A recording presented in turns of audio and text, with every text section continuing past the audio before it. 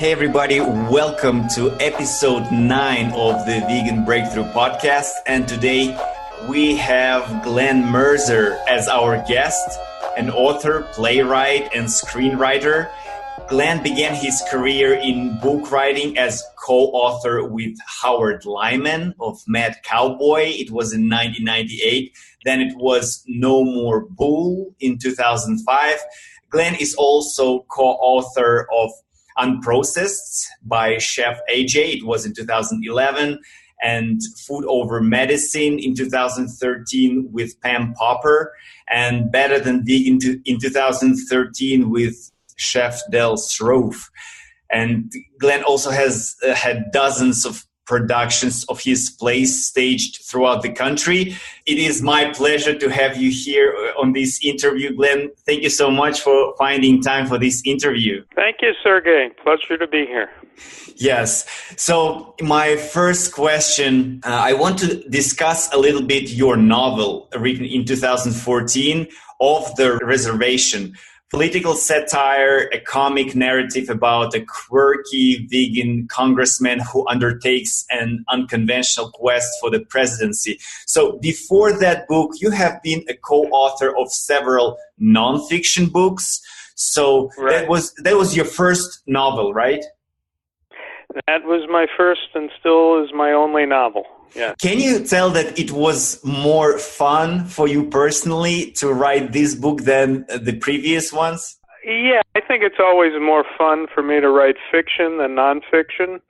Nonfiction, involves a lot of research, and there are usually some limits put on how many jokes I could put in a nonfiction book, but in fiction I'm allowed to be funny and let my mind take me where it will. So Off the Reservation is both a screenplay, which has not yet been produced, and a novel. It's the story of a vegan congressman from Indiana who runs for president. Wonderful. So what initially inspired this novel, Of the Reservation? I think it was during the Obama campaign in 2008 when I was watching, and I'll confess my politics, I was a supporter of Obama's, and I was watching him excite crowds with his yes, we can refrain. And I thought, well, what if a politician was very, very honest about what could or could not be accomplished as he was running for president? What if a politician sometimes said, well, no, I don't know, I don't think we can do that. That was my initial idea. And then, of course, I decided that my politician should be a vegan because my politician should be dedicated to the truth. And if you're dedicated to the truth, you realize the truth that human beings shouldn't be eating animals and that it's destroying the planet. And then I thought, well, what happens to someone who's running for president if he's a vegan? Now, there was a vegan congressman who ran for president, Dennis Kucinich. And I met Dennis on a few occasions. And of course, I was convinced that Dennis didn't have any real chance of getting elected president. So I was hoping that he would at least serve the purpose of raising some issues that nobody else was raising. So I remember once saying to Dennis, taking him aside after an event and saying, Dennis, why don't you talk about animal agriculture and how it's melting the planet? And Dennis said, well, I'd like to, Glenn, but I'm trying to get elected president here. So I thought, well, what if I had a candidate who just speaks the truth and does it in a very unconventional way? Yeah, and I don't think Dennis really had any real chances to become a president, right? Of course not. Yeah. So he might as well just speak the truth, at least. And I mean, I don't want to attack Dennis. Dennis, on many issues, took positions that were considered brave and very progressive. But on this one, he didn't want to go that far. He didn't want to raise the issue of animal agriculture. And that's really the issue we need to have raised in the next presidential election. There'll probably be a dozen Democratic candidates. I'm hoping one of them will have the guts to speak the truth. And even on MSNBC, I'm a big fan of Lawrence O'Donnell and Rachel Maddow on MSNBC. My politics generally align with theirs, and I learn a lot from watching them. I think they're terrific. But they have never gone to this issue. They've talked about global warming, right, and how we have to stop burning fossil fuels. But, right. The Democratic Party and the progressive media like MSNBC, they've picked their favorite gas, carbon dioxide. And they've decided that carbon dioxide causes global warming and climate change. And they're against coal-fired plants and so forth. And I agree with them as far as that goes, but you know what? You can't just pick your favorite gas. There's another gas called methane. Right. And it comes out of both ends of the cow, and in the short term, it's 80 times more potent than carbon dioxide. So you can't just pick your favorite gas. Methane is melting the planet. Cows are melting the planet. And somebody on MSNBC has to start telling the truth. My goal as a writer, and to whatever extent I can, get my views heard as a commentator, is to get this issue out, to make the progressives more progressive and make them realize that if you're like Bernie Sanders and you're a pastrami-eating, ice cream-eating leftist, you're not really such a leftist. Yeah, and speaking about the TV, how it's portrayed on TV, all these shows discussing politics and the issues with the environment, I'm sure they all know about the leading cause of this global climate change. They know about the effect that the animal agriculture is having on the planet. I'm sure they know all that. The question is, why are they not addressing this issue on their shows? I confronted, there's a fellow named Julian Castro, who had been in President Obama's cabinet, and his twin brother is a progressive Democratic congressman in Texas. And I confronted Julian Castro on this issue at an event in Pasadena about a month ago.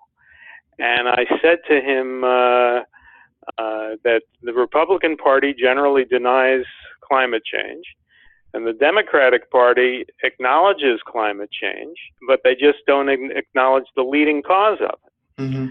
And I pointed out to him that according to a World Watch Institute report, 51% of greenhouse gases come from animal agriculture. According to a UN report, animal agriculture is responsible for more global warming than all forms of transportation combined.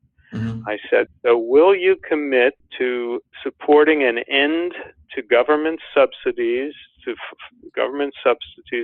subsidies to agriculture, an end to farm subsidies, because almost all of that goes to animal agriculture. And the poor man, I almost felt sorry for the poor guy, because he looked at me knowing that I was right. You could see it in his face. He knew I was right. But his brother is running for re-election from Texas, and it's an agricultural state. If he comes out against farm subsidies, his political career is over. And so both of the twin brothers' political careers would be over.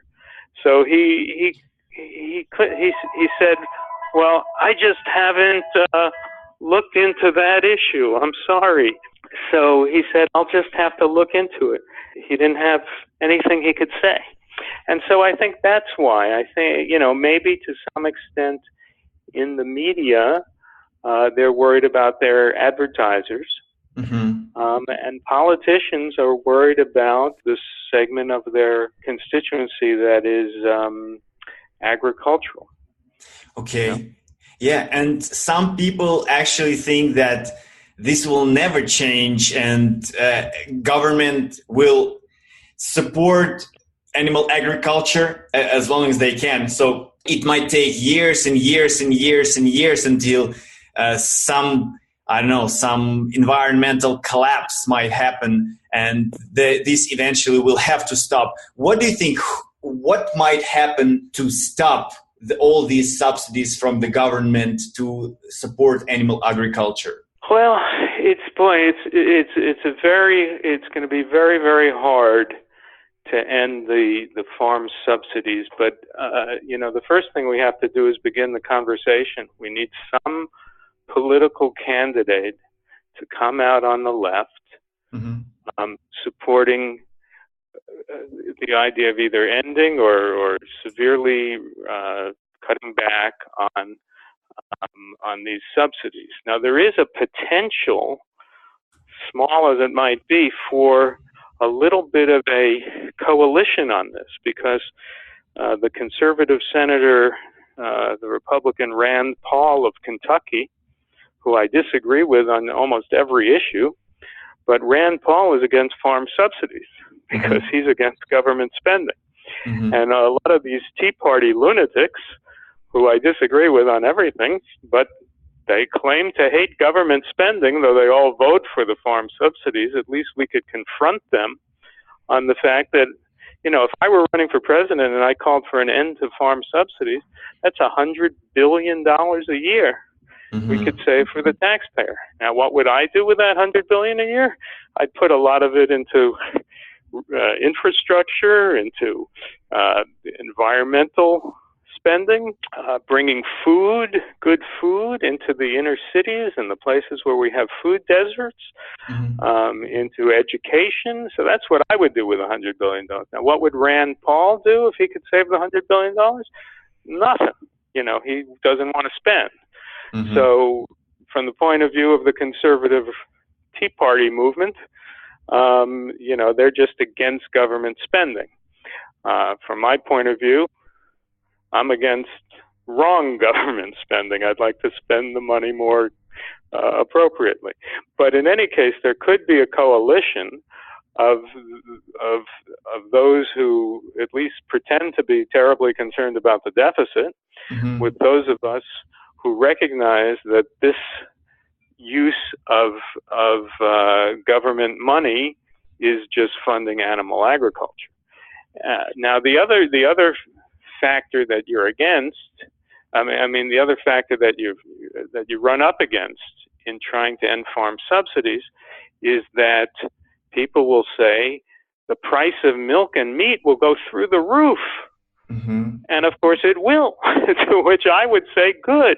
Yeah. But with so many millions of Americans consuming meat and milk, when they learn that an end of farm subsidies means that they're going to, it's going to double the price of meat and milk, they're not going to be happy. But, the government isn't supposed to be in the business of subsidizing the price of poison. I'm hoping that, at least if somebody is brave enough to raise the subject and people become aware, then maybe, nobody would have guessed 10 years ago that gay marriage would be something that the majority of Americans would wind up supporting and would become the law of the land. So, people not too many politicians were brave enough in 1994 to come out for gay marriage. It's now the law of the land, and most Americans support it. So people needed to learn about it. So right now we're in the stage where people need to learn that the reason the planet is melting, and one of the reasons we're having all these terrible storms, is that there are too many cows on the land. Yeah. And then they need to learn that we don't have a health insurance crisis in America. We have a health crisis. We are the fattest, sickest population ever to walk the face of the earth. And the reason we have a health crisis is not because people don't go to the doctors often enough. We spend more money on doctors than any other country in the world by a country mile. No, the reason we have a health crisis is the food we're eating.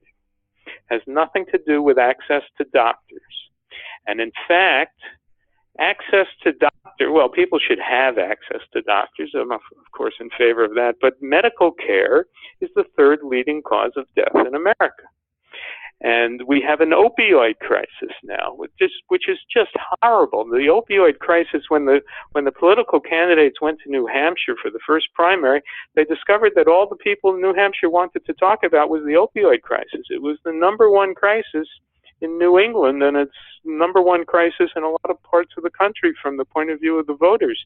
It's tens of thousands of people are dying. Mm-hmm. Who caused the opioid crisis? Doctors. 16-year-old football players would come to the doctor with a football injury, and they'd hand them an opioid. It's just they should be put behind bars, these doctors who hand out opioids like candy. So we have a health crisis, not a health insurance crisis. Mm-hmm. And the solution is not sending people to the doctor. The solution is changing the food we eat. We have to stop. I recommend eating zero animal products. But whether people eat zero animal products or just cut way, way back on the animal products, at least as a start, I'm okay with that. If you're eating the standard American diet and you're eating animal products for breakfast, lunch, and dinner, and you begin by cutting back and having just one serving of salmon a week or something like that, before you become vegan, that's fine.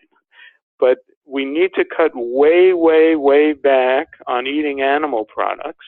Mm-hmm. Hopefully then people get to eating zero animal products. And that's the only way we begin to address the climate crisis and the health crisis. There is no other solution. Everything else is destined for failure. Mm-hmm.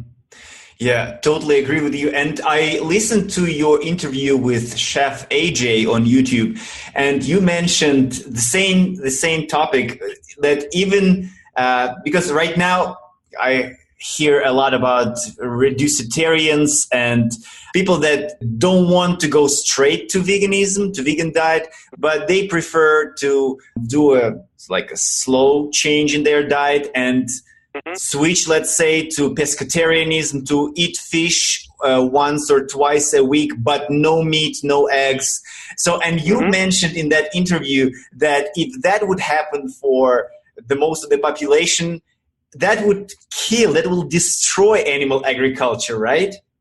Correct. They can't make their numbers work if the American people are, not eating red meat and only eating some fish, or they're only eating red meat once a month or whatever. They need people eating bacon and eggs for breakfast and chicken salad for lunch and prime rib for dinner.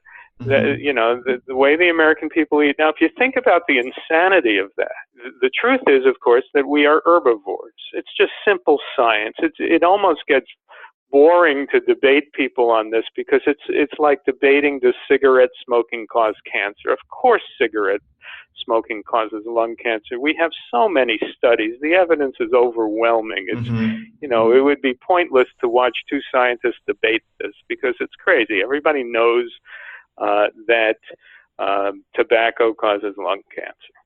So similarly, the evidence is just so overwhelming that it's almost crazy that there's any kind of public debate on this.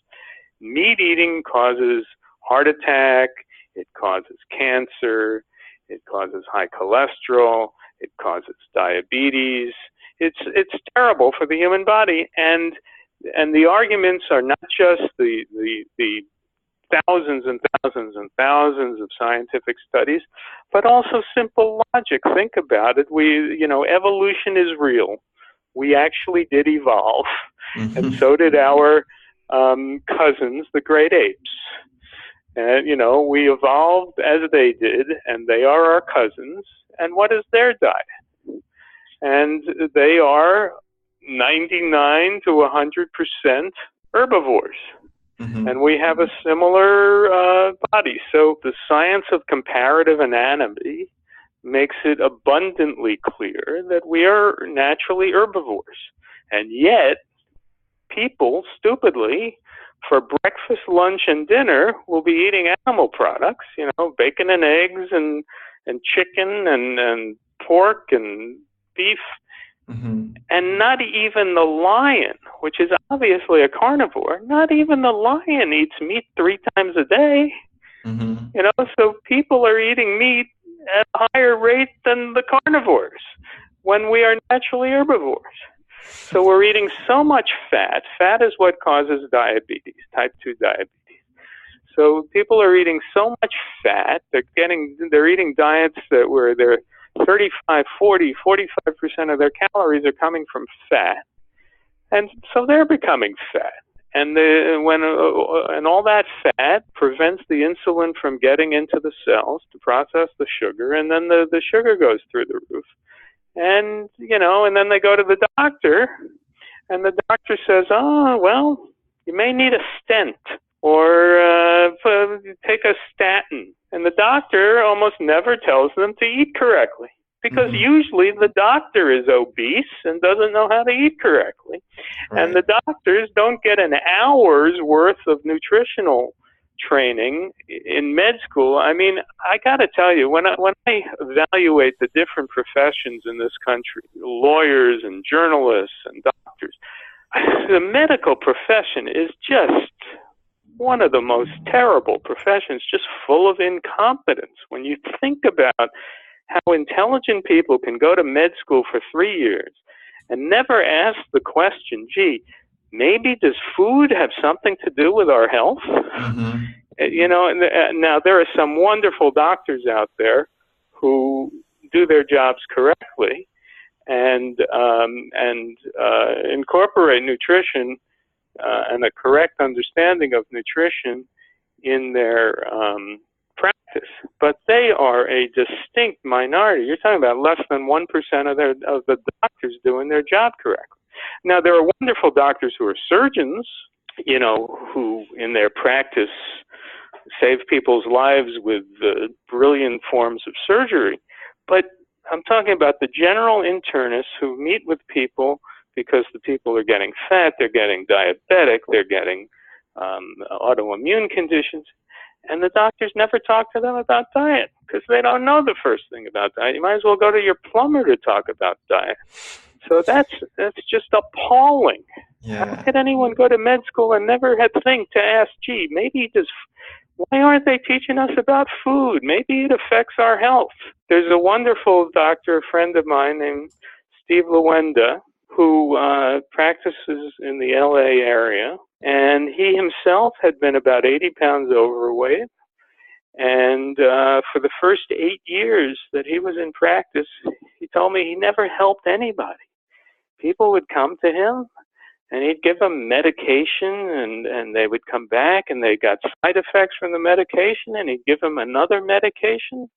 And he just wasn't able to help anybody. He wasn't able to help himself. And then he learned the truth about nutrition, and he lost the 80 pounds.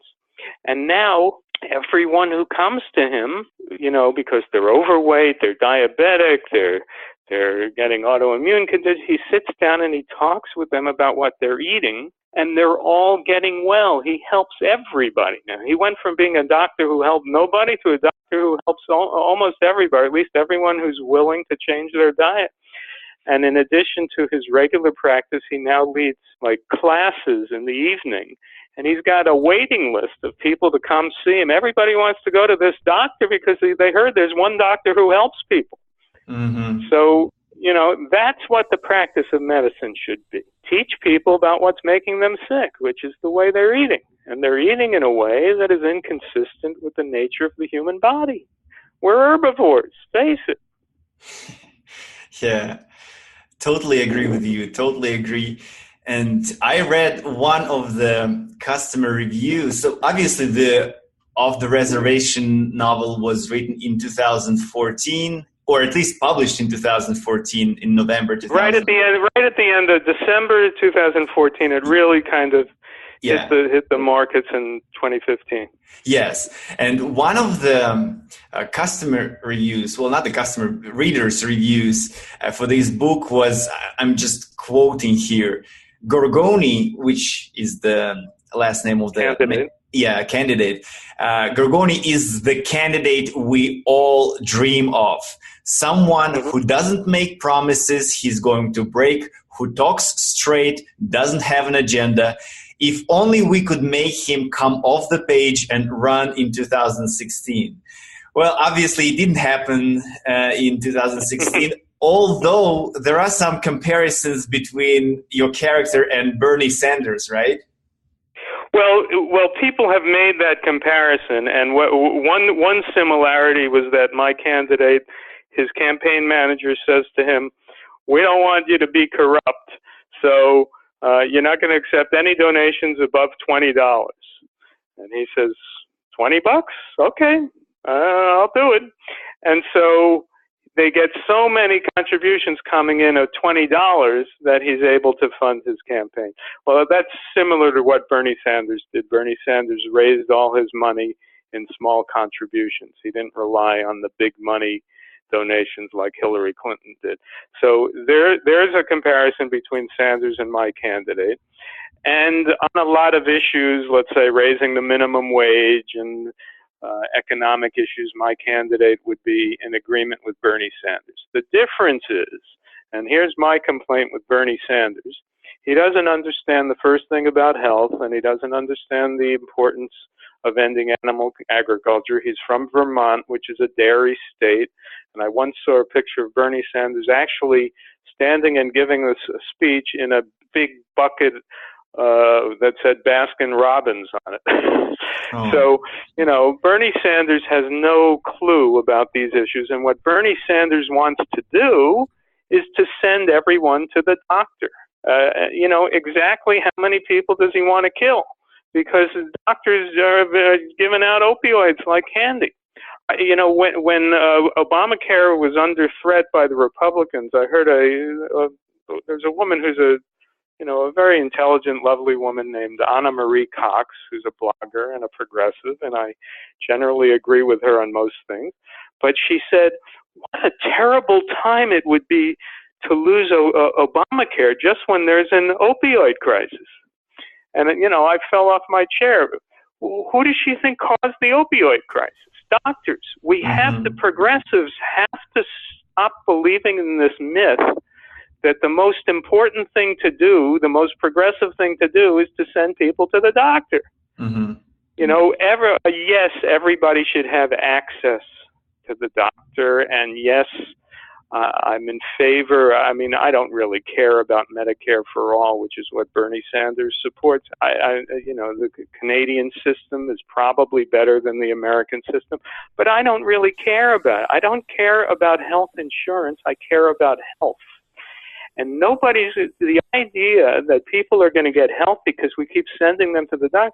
We're sending people to the doctor. We're spending more money on doctors than any other country in the world by far, by 2-3 times over the country that's in second place. I think that's Norway. We're spending 16-17% of our gross national product on doctors. So how could people believe that the solution is to keep sending people to the doctor? It isn't. But what Bernie Sanders wants to do is have Medicare for all, have single-payer health insurance. And though I don't have anything ideologically against it, it's not like I'm a conservative who's opposing the idea of government spending. What I have against it is that in this country, we may bankrupt ourselves because we are so fat and so sick, and doctors are so greedy that if we just keep sending everyone to the doctor for free, if everyone can go to the doctor for free all day long, the doctors will run one test after another on you. They'll come up with one fake cancer after another that they think you have, and then they'll recommend one treatment after another, and we will bankrupt the country. And then there will be no money for education, and there will be no money for the environment, and there will be no money for infrastructure, because all our money will go for mammograms and PSA tests and screening for osteoporosis and one thing after another. And the doctors will become very, very wealthy, and everyone else will be, and the rest of society will be very poor. Do we want to keep spending more money on doctors, or do we want to actually get healthy by changing the food we eat? That's our choice. I'm 61 years old. I've never taken a medication in my life other than a liquid antibiotic a few times when I maybe or maybe not needed it. I don't take any pills, and ask me in 10 years when I'm 71, do I take any pills? The answer will be no. Ask me when I'm 81. The answer will be no. I don't take any pills because I eat human food. And when you eat human food, you don't get diabetic, and you don't get heart disease, and you don't need any pills. Mm-hmm. So that's the solution. And almost everyone I know who eats the way I do, and these are people in their 50s, 60s, 70s, 80s, they're not taking any pills. So that's the solution, not the Bernie Sanders approach of just sending everyone to the doctor because health care is a right. Right. Yeah, you have the right to have them give you opioids and ruin your life. That's it's not such a great right. Totally. So what do you think of that? Cory Booker, the junior United States senator from New Jersey, and he is vegan. He has expressed... he has expressed his vegan ethical philosophy and advocacy for animals. Can you imagine having a vegan candidate, or at least a candidate who is rooting for animal rights and reducing the animal agriculture? Can you imagine having such a candidate in the next 10 years? Well, Cory Booker may run for president, and right now he would be the candidate I would be most interested in potentially supporting. I don't know yet what his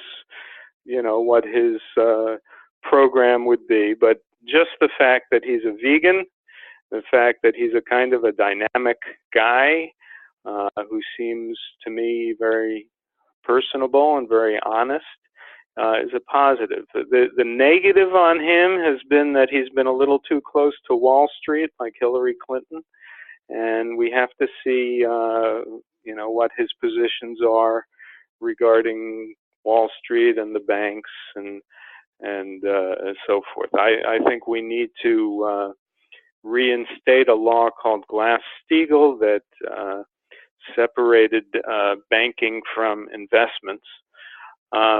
But he's the candidate I'm most interested in, and could he win? Absolutely. He could kind of put a coalition together of progressive voters, young voters, minority voters, where he could be formidable in the Democratic primary. Will the fact that he's vegan be held against him? Will that become an issue? I don't know. That's part of what my novel Off the Reservation is about, is can a vegan run for president? Mm-hmm. But my candidate did. Hopefully Senator Booker will read my novel and learn how to do it. I would love to have a vegan president. Yeah, definitely. And the fact that you mentioned that the fact that he is vegan can be held against him, and he might face problems because of that. And I was reading the readers' reviews on Amazon for your book, and even though the majority of readers gave 4- and 5-star reviews, there were quite a few comments mentioning their displeasure for your attempt, as they say, to promote vegan message. For example, they say, I'm quoting, "The author is also trying to convey a vegan diet as a way of achieve greater health, peace, etc." Or the next one, "The author had a vegan agenda, pushes too much on the vegan." And I was surprised, why this happens when so many people, they can appreciate the story, the characters, the humor, but at the same time, they don't want to hear about vegan part of the story. Is it just the lack of understanding, the lack of education about that subject? What do you think? Well, the truth is that The vegan side of the novel is a small thing. It doesn't come up for most of the novel. Suddenly, towards the end of the novel, it gets discovered that the candidate is a vegan, and it becomes briefly a political issue in the campaign. So, just objectively, if someone were to say, "Gee, it's a vegan diatribe," well, the novel is whatever 200 something pages long, and the vegan stuff is there for a few pages. So it's not true. But what I did with the help of my wife is that every time the congressman sits down for a meal in the course of the book, with his campaign manager, with his wife, at a diner along the campaign trail, whatever he orders is always vegan. And in the back of the book, my wife did the recipe. So it's got 20 vegan recipes as a kind of bonus to the reader. And so that's how the vegan message is kind of subtly played out throughout the story, is whenever he sits down for a meal, it always happens to be a vegan meal, and you got the recipe in the back of the book. So if anybody doesn't like the book, at least they get 20 good vegan recipes out. And the website I'd like to mention is offthereservationnovel.com. And it's available on Amazon in Kindle and paperback and as an audiobook. Also available on audible.com. Imagine that someone who has been eating meat and fish and dairy products for 40 years, for 50 years, and they just getting to know this subject about veganism. They're just learning about it, and they want to try that, but they are afraid that it would be too inconvenient and too hard for them, too difficult for them. What would be your suggestion to those people? That in fact, as long as you prepare your meals at home, there's nothing remotely difficult or inconvenient about it.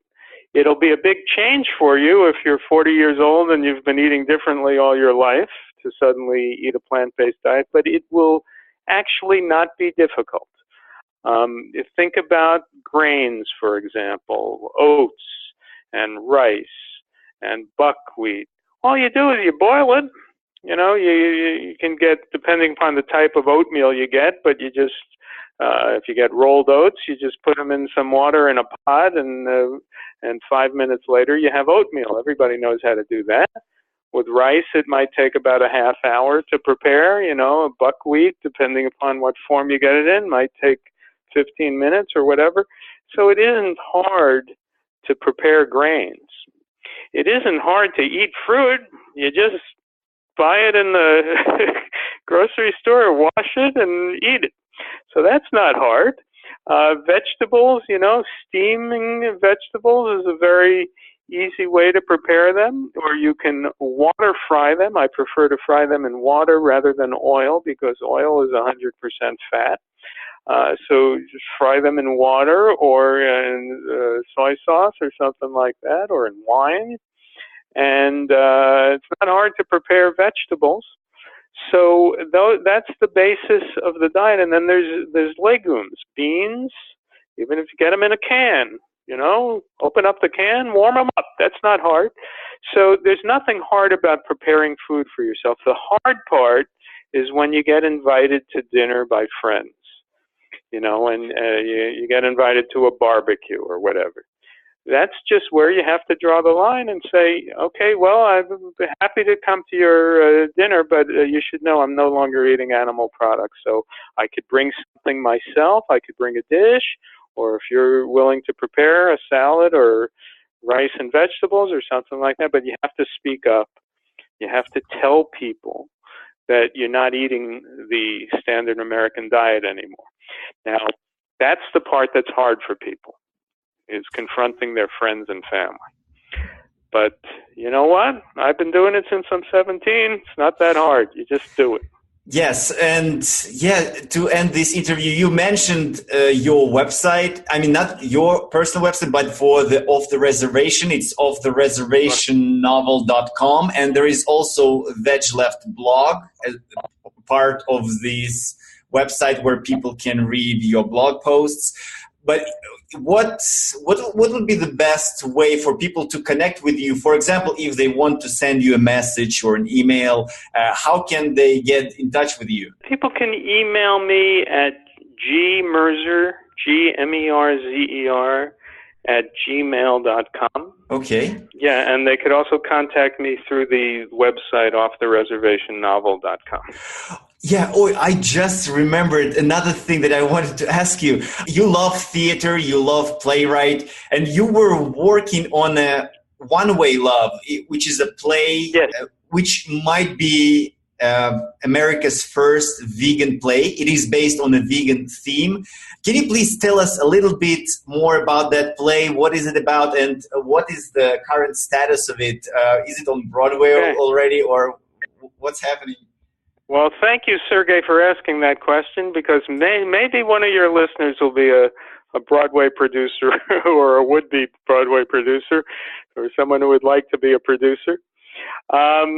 Yeah, I have a new play on a vegan theme, and it's about a love affair between a vegan woman and a celebrity chef, not unlike this fellow who goes around the world butchering animals.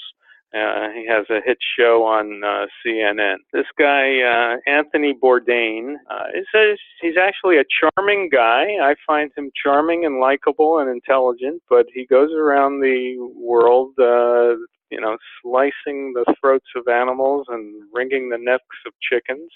And he's made himself an enemy of our people. So I have a character who's not totally unlike this fellow. You might say he served as a kind of a negative inspiration for me. Mm-hmm. So I'd love to get the play on the stage. I think it's a funny play, and as of now, it is an unproduced new play. Okay, wonderful. So yes, if someone is interested in producing this play, please contact Glen. Okay, Glen, I just wanted to thank you. Thank you so much for finding time for this. Sergey. For finding time for this interview. I truly appreciate your time. Thank you. Take care. My friend, thank you so much for joining me for this interview. Visit veganbreakthrough.com/9 to see the show notes page for this episode. Take care.